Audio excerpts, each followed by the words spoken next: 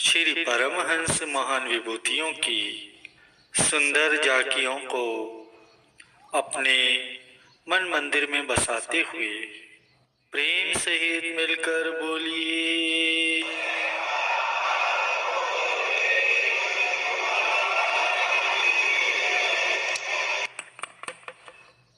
गुरुमुखों, हर एक इंसान के दिल में यह ख्वाहिश सदा ही बनी रहती है कि उसे शांति, सुख और आनंद मिले, और इसे प्राप्त करने के प्रयत्न में भी अपने ख्याल के अनुसार सभी लगे हुए हैं।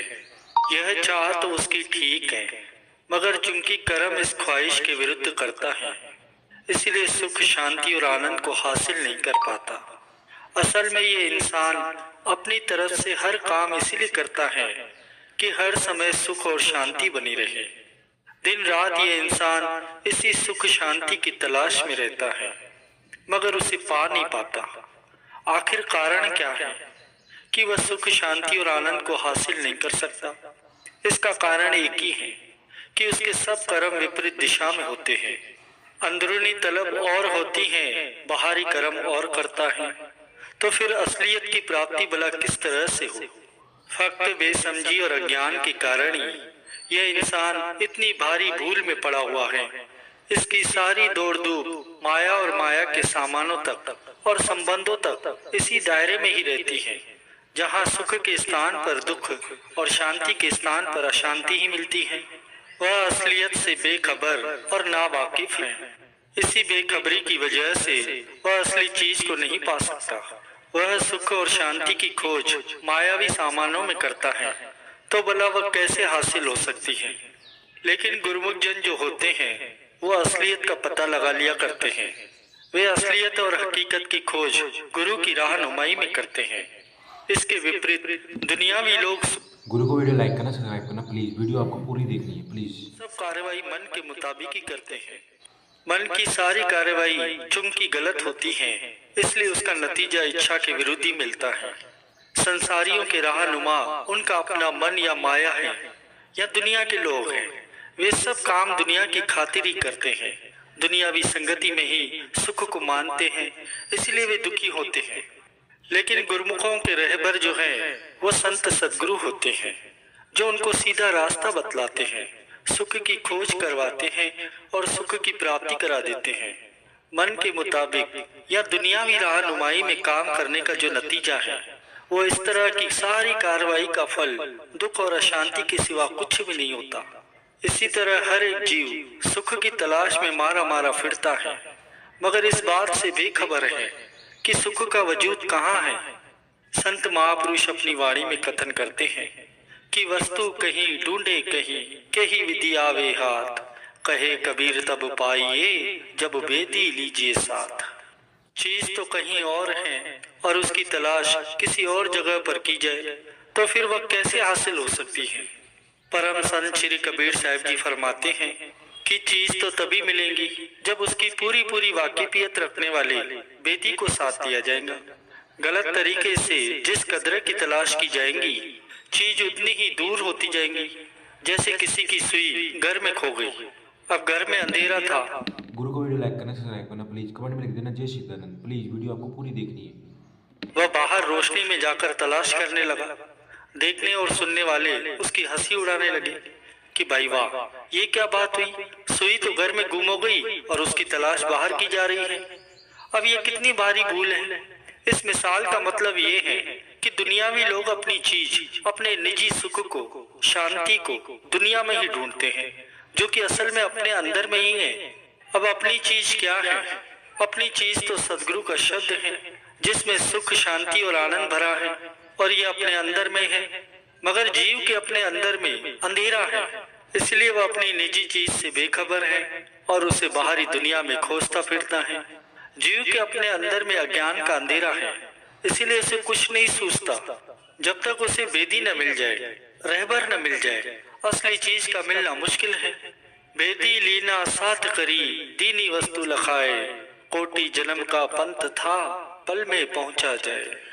यानी जब हकीकत के बेदी रहबर संत सदगुरु को साथ ले लिया तो वे उसे उसके अंदर की निजी चीज को पाने का रास्ता दिखा देते हैं। जहाँ पर जीव करोड़ों जन्मों तक नहीं पहुंच सकता, उसी चीज को उसने पल में ही संत सदगुरु की कृपा और रहनुमाई से पा लिया।